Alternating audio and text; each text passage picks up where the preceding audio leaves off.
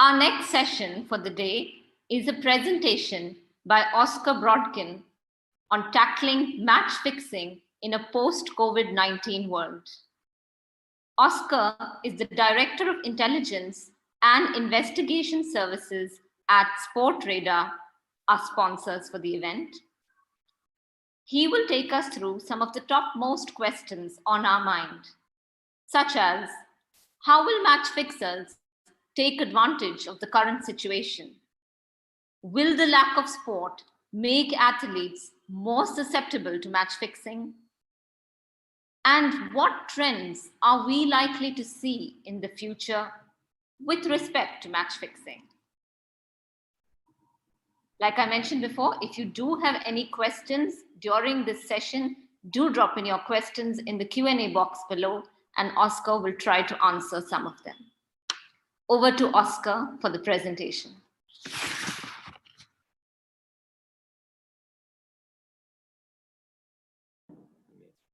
Hi there. Thank you for letting me present at this online symposium. So I've only got 30 minutes, 25 plus questions. We'll see how we go. So let me know questions in the chat and we shall get to it. So the first thing to say is, of course, India is a very unique battleground of match fixing and sport in general. But Sportradar and myself do have some experience of the Indian landscape. So this just gives you a small oversight of who we're working with in India and what we've done so far. And we should have an office in Mumbai very soon. A little bit about myself. So I've been working at Sportradar for over 10 years, nearly 11 years now. I've written books and papers on match fixing, quite a few. And I've served as expert witness in quite a number of cases, sports disciplinary and criminal cases. And I was smiling when Miss John was talking about suspicion versus evidence. And I feel that when I'm in sports disciplinary cases, that the panel, even though the level of proof needed is comfortable satisfaction, I clearly feel that what we're seeing is beyond reasonable doubt is usually the standard. The panels that I've been involved in want smoking guns, and obviously we have to try and get that for them. So yeah, the questions I usually get asked are, legalization versus illegal betting, and all sorts of questions on can a match be fixed for corners or no balls, or how does it work in the underground markets? And I'm here to answer your questions either today or in the future via email.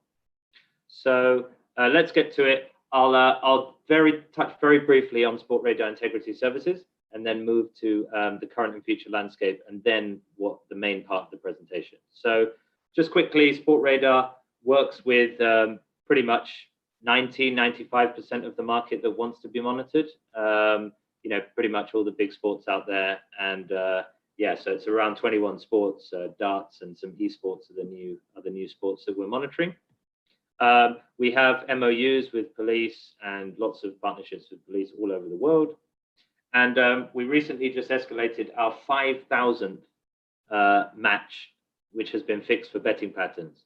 So you will notice on this screen that you can see that we've escalated 5,003 matches over the course of 10 years. And many people ask, well, the pattern seems to be rising every single year. Does that mean Sportradar aren't doing their job, or the federations aren't doing their jobs? Well, that's not the case. It's just that we're looking harder. We're monitoring more events, more games, more countries, and everyone's getting better also at monitoring and also prosecuting as well. So I wouldn't say the figures dramatically going up, but there is an increase with the increase in sport and betting in general, which is just a fact. Sport and betting, particularly betting, are increasing left and right. And of course, so that's the escalation side. But then on the intelligence side, we're also involved in a lot of the investigation work for federations. So we don't go out into the field and arrest people. We don't approach people. We don't interview people. We do all the backroom stuff. So the social network analysis and open source intelligence. And that's primarily my role.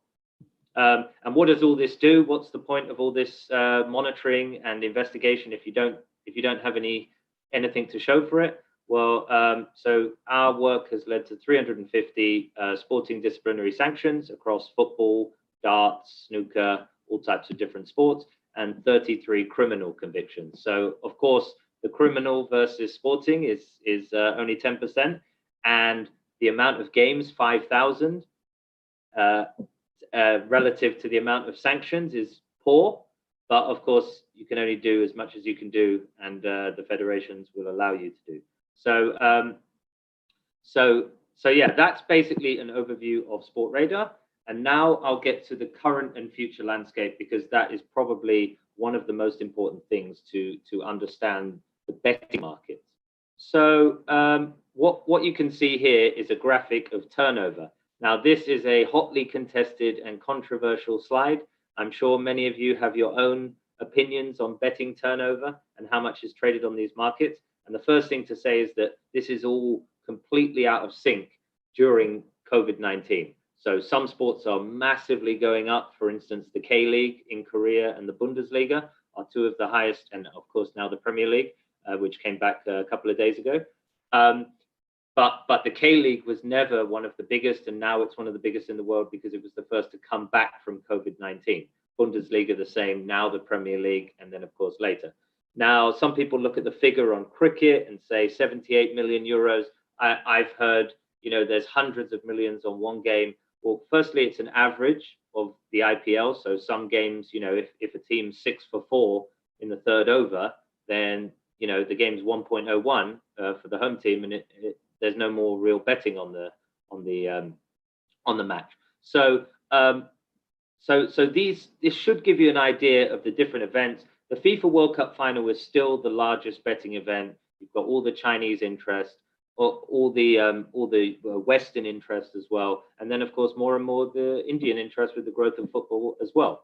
So football, FIFA World Cup has the largest one, and then you've got some other ones that are trying to get there, like the Super Bowl, but really football and then tennis and basketball are also very, very high.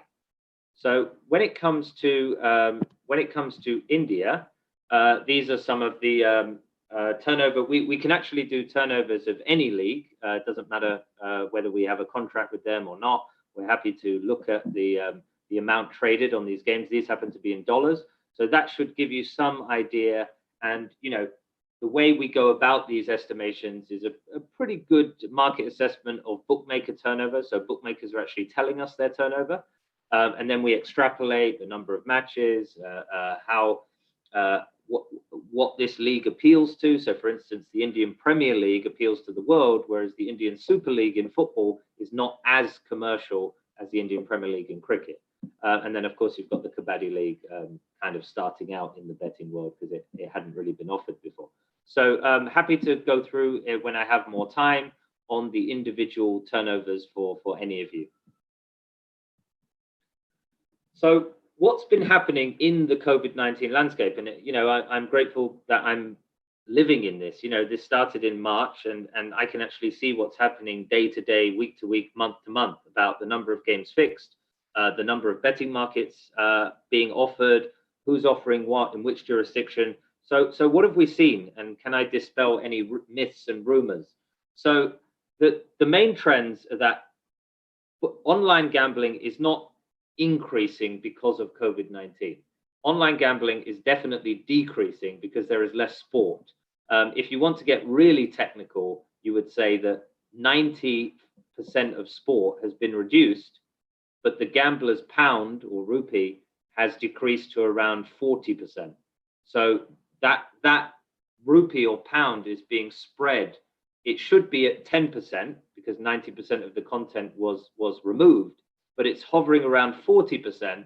And then of course, the money has gone into casinos and much more accessible games like poker, online poker as well. But there is a huge increase in esports, which I will get to, and definitely an increase in sports that you would never know existed before, and definitely not bet on. Where are the jurisdictions that have come up? Of course, people are talking about legalization of gambling in India, but it seems to be a long way away. The US is now talking about it, so everyone's getting ready in the US for legalization of gambling. California will be next. And then also people are betting on that there are markets on COVID-19. So it is interesting that there, you can see on the right-hand side that, sorry, I'm just looking at the questions while we do it. Yeah, maybe I can share the PDF at the, later, yeah. So COVID-19, there are actually some markets on it, but it's not as you think. It's not number of people infected, it's more odd and even. So overall, what we're seeing in the marketplace is a huge increase in esports, a huge increase in unusual sports, and definitely the depths of leagues being covered is much greater. So you can see on this screen that the Tajiki under 21 league is being offered. I mean, that is one of the lowest leagues I've ever seen being offered. Tajikistan under 21, and obviously Turkmenistan Youth League, and I've seen even lower around the world. I've seen the Armenian Table Tennis League, and it's just what punters want to bet on. Punters love to bet on live sport, and if data providers didn't offer it, the bookmakers would offer it themselves. They're desperate for content, and they're getting it out there. It's just a fact. And as we know in cricket, I'm a huge cricket fan. We saw the Vinci or the Vinci League from St. Vincent's, and I heard a rumor that there were 100 million people, obviously no doubt many from India, watching the Vinci League, which just goes to show how attitudes can shift. And, you know, the Vinci League wasn't exactly the highest quality of cricket, but, you know, the amount of interest in it was just unbelievable. So that should tell you about the landscape. And of course, it's changing month to month with the Premier League being offered now. You know, these smaller sports don't stand a chance because the Premier League is just hoovering up all of the attention. So there are alternative sports. People are coming up with very inventive ways to offer sports. Here are a few of them. So there's a professional home darts league where some cheating was going on, where people were actually overstepping the oki and playing and doing it that way. There's a huge rise in esports, and then just very strange, unusual sports like this sport on the left, which seems to be some kind of quartz game. So it's interesting how people are popping up. That's a real trend we're going to see. And I know firsthand that I think this is going to stay. These leagues are going to be created for betting. They are going to be round the clock 24/7. We are going to see more T10 leagues, T5 or the 100, which was happening before Corona. You're going to see pop-up boxing tournaments. You're going to see anything that caters towards betting, data, and viewership. So a good example would be tennis. You know, tennis is a one-on-one sport, mostly singles. And we saw at least 10 or 15 competitions where people were isolating themselves in an arena and just playing with one camera, streaming them, and then offering it to the world. So you're going to see Indian tennis tournaments probably now. You're going to see Indian players playing in these small tournaments when lockdown emerges. And you'll see that the one-on-one sports are going to emerge first. So for instance, if measures are much more less restrictive in India, you're going to see an Indian table tennis league pop up for data purposes, probably, or tennis leagues. And then, of course, we wait for the start of football and cricket, etc. So I know the IPL's waiting to come back. So definitely an emergence of alternative sports. It almost seems like something you'd make up, but then you actually see them in real life and it's happening. So something to be aware of, that these are popping up, and obviously you have to monitor them for the fraud potential. So esports was hugely on the rise before, but now you're going to see it explode, because what we've seen is that the punter, the gambler, is taking towards esports, and it was not automatic that was going to happen. So most of the industry, the betting industry, believed that that regular gamblers wouldn't want to bet on esports, but it's actually more exciting than people believed, and now people are hooked, which means that you're going to see the growth of esports in all the different regions. And I know India has a massive gaming and fantasy market, and also the bookmakers are positioning themselves because of the potential legalization down the road. So it's definitely something to be aware of, that esports is sticking out from the crowd, that it's the biggest, it's had the biggest benefit of Corona, where not only our players can play from home in the less professional events of esports, but also the gamblers want to bet on them. So of course you're going to see League of Legends, Rocket League, Counter-Strike, all of the different esports, they're all going to grow even more exponentially than before. And the risk factors are huge for esports. Of all the different sports, esports is probably the highest because of the fact that these players aren't professional a lot of the time. They're at home, they're younger, they're more on social media. There's no players union. There's so many ways to corrupt. I mean, when we talk about spot fixing in cricket or point shaving in basketball, I mean, the amount of ways you can point shave or try to get away with things in esports is incredible. So I think one of the biggest takeaways is just the huge impact on esports. So you should be monitoring it. Now, of course, organized crime hasn't really been involved in esports up until now from my investigations and our knowledge. It's mostly unorganized crime or very tepid bribes or even players fixing themselves. But of course, as it gets more organized, there's more money involved, it's going to spread and become much more organized. So something to be aware of. So how's match fixing going to work in a post-COVID world? We've established a sporting landscape, and I'm now going to go into what's going to happen in the match fixing world. And this comes out of experience. I'm a sort of match fixing historian. I go through all the different cases from all the federations, and I look at the patterns and I try to come up with a prediction of the future. I've even thought of ways of how fixers are going to fix on the betting markets in the future, and some of them have come true, some of them haven't. So I can go into those at a later date. So what you're going to see is tournaments created for fixing or money laundering. I give a slightly tongue-in-cheek example of Alan Stamford because, of course, he was convicted for money laundering, and of course he owned this cricket tournament. That's not to say that that cricket tournament specifically had money laundering going through it. Maybe Steve would know more about that. But you're going to see tournaments created for the purpose of match fixing. So there were tennis tournaments created for fixing, and it could be just a bunch of players saying, you could have 5 or 6 Indian players saying, we're going to play a round robin tournament, and they might try to do it specifically for fixing. There's definitely something to watch out for, that when these new tournaments pop up, they could be related to fixing. And then, of course, there's always the option of money laundering or some ways of hiding money for tax purposes within sport.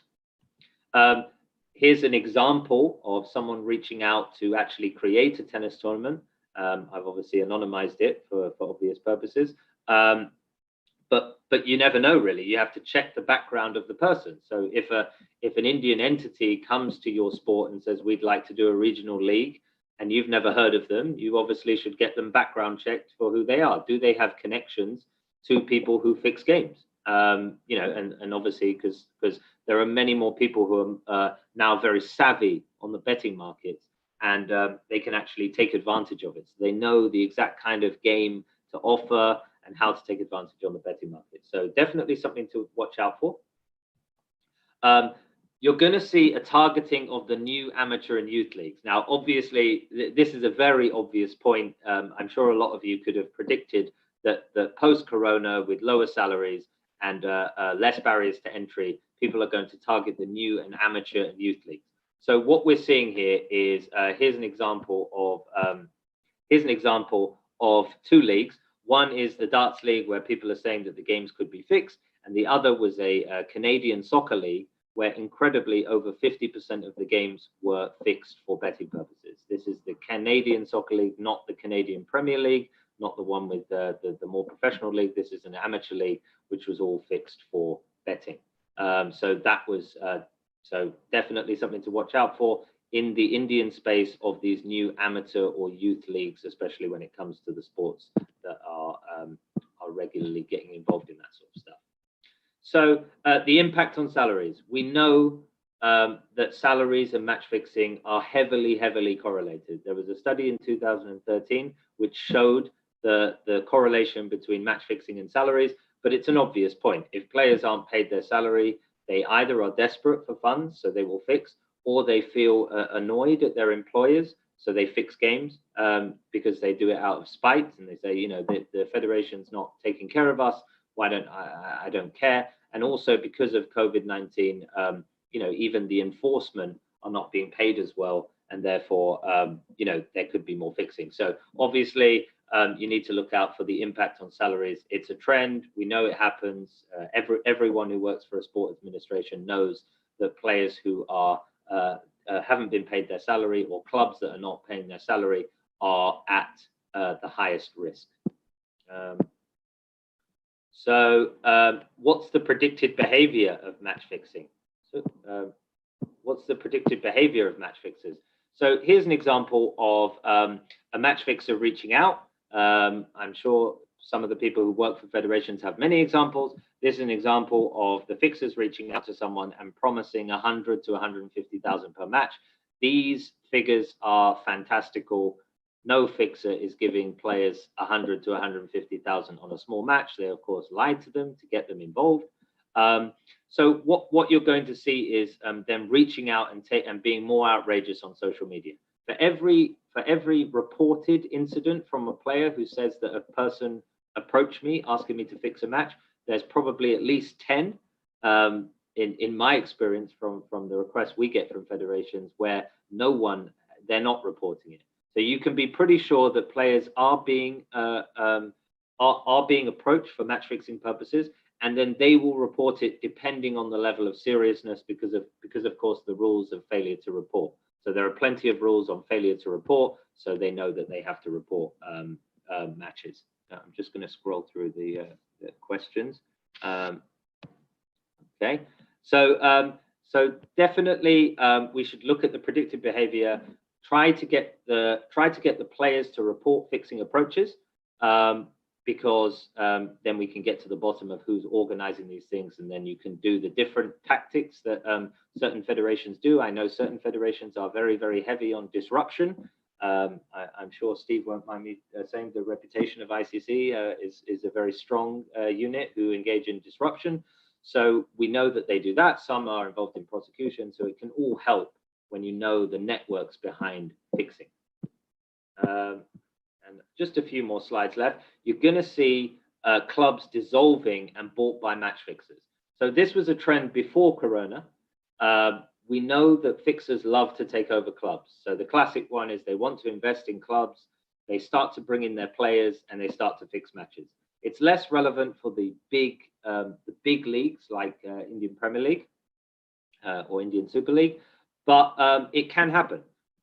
So what they do is they go into clubs, they try to fix matches, they try to bring their own players, and then they try to fix matches, and they do it under the guise of their coaches. So it's much harder to detect. They're not as greedy when they take over the clubs because they don't need to fix every minute of every single game. So definitely something to watch out for immediately. And, you know, there are plenty of teams. There's even a team in India at the moment who are signing foreign players, and there's issues related to sponsorship, etc. So you've got to be careful about foreign investors. And this Thai thing that I put on the screen is just an example. I'm not saying that these Thai players are specific. Thai owners are specifically fixers. Yeah. So that is another one of the trends. You're also going to see suspicious transfers. So players moving from team A to team B across continents, across countries, when their league hasn't opened yet and another league has. So they'll move to sunnier climes. They'll move where the wages are much better. And we've known so many examples of fixers moving players from country to country. I give a couple of examples on the page of the Zambians moving from Zambia to Finland to fix matches for a Singaporean match fixer. And then there were also some movement to Australia of English players, which was quite a famous case in the media in around 2013. There are transfers every week related to match fixing. And of course, what we see is these players join a club, and then the fixing begins when there's 2 or 3. I think the magic number's around 3 players. You want 2 defenders and a goalkeeper, or 1 goalkeeper, 1 defender, 1 striker. So these are the patterns that you're going to see. And then administrators, it's a sort of elephant in the room. No one wants to say it sometimes, but the fact is that post-corona, the leagues have been downsizing or trying to haggle on salaries, and some of the administrators might not have been paid properly and or scorned or even sacked and still have links to the league or the fixers.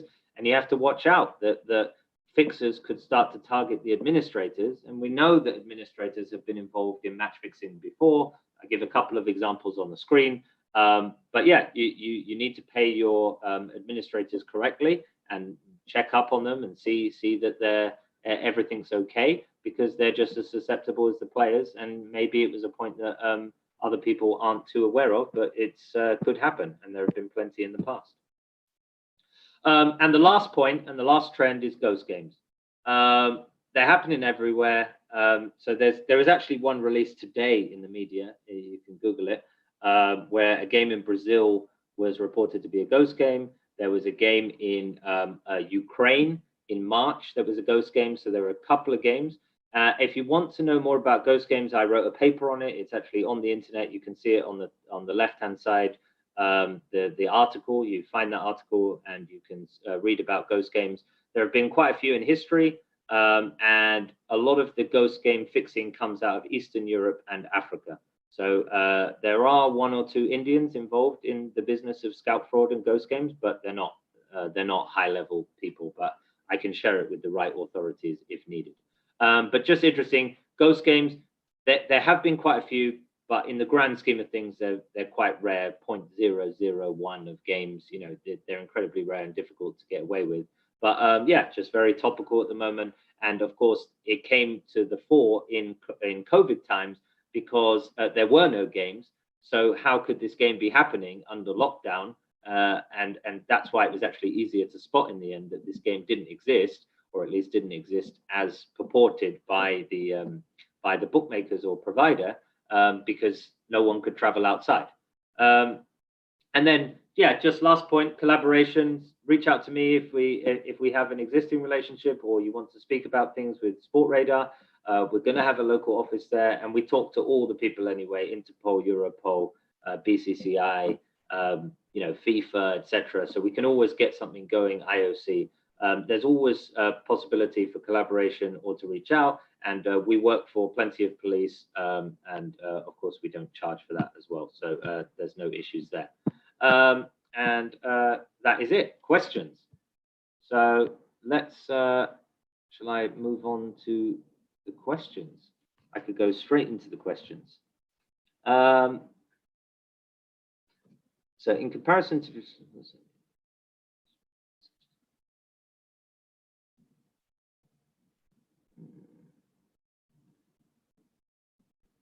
So I've already answered the question on ghost matches from Rustam. Hello, Rustam. We've met before. So do you think the lack of sports caused by COVID is likely to make players more corruptible? Yes. I don't think it's going to make them more corruptible, the players. I mean, either you have integrity or you don't. Either you're pretty tempted to fix and will think about the question, or you're going to say absolutely not. So I'm not sure that it will lead to an increase in players' susceptibility besides the wages issue. That's the problem.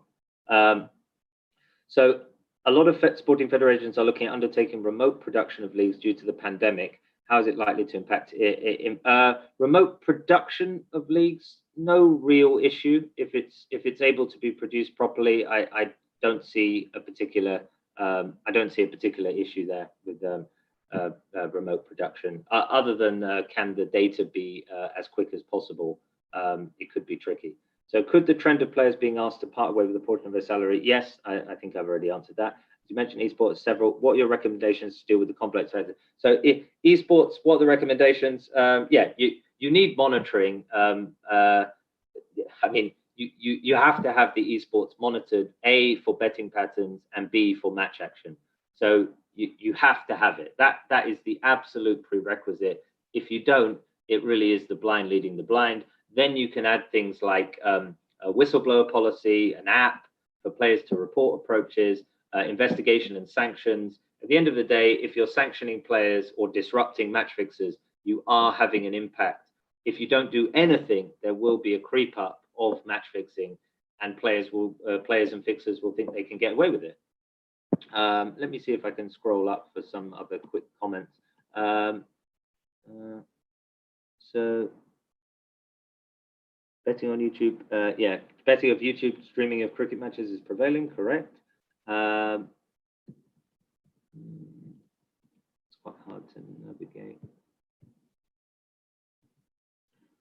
Okay, what does the FDS stand for, and what can you tell us about the criteria thresholds used before referring matches on sports fair action? Very good question. FDS, a fraud detection system. It's the original and probably global leader. There are a couple of others who do this sort of thing, but it's about betting patterns.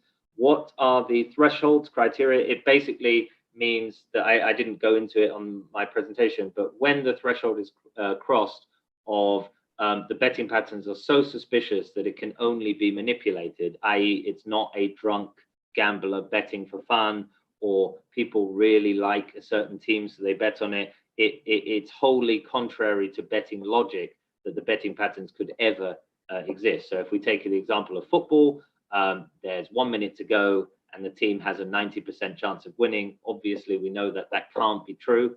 And if the weight of money is strong enough, and the level of betting at different bookmakers around the world is strong enough, it refers to the federation, and then we start to work on the investigation behind the scenes to get the sanctions. Oscar, you spoke of numbers of escalations, convictions. Do you have a gauge on how much activity you've prevented?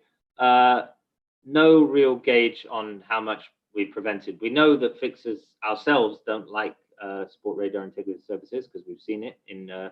We've seen their reaction to us. They don't like us, but yeah, very, very hard to say, I would say on that. I mean, it has to have an impact, but I would say the federation's being tough, especially in the media, especially with disruption, especially with sanctions, is having a huge impact. And we often see that when a federation does nothing, and I mean nothing, no sanctions, no education, no monitoring, etc., it really does creep up, and it becomes like an infected, you know, how the phrase goes, with like a rotten apple. It spreads, and before you know it, the whole league's fixed and no one wants to see it.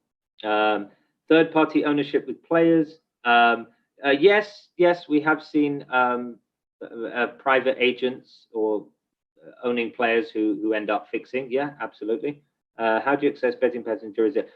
Very good question. How do you access betting patterns data in jurisdictions where betting is illegal and happens offline? So firstly, the majority of betting happens online.